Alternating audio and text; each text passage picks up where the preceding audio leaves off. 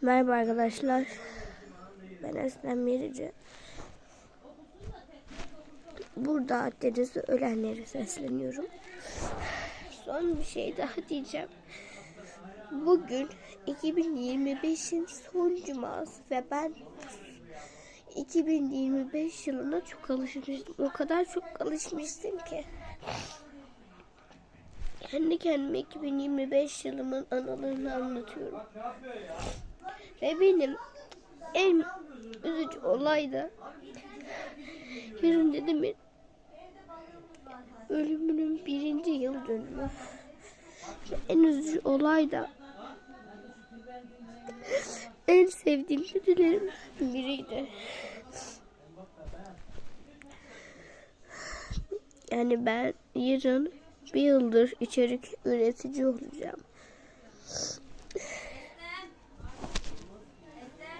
Ha? Hadi. Tamam.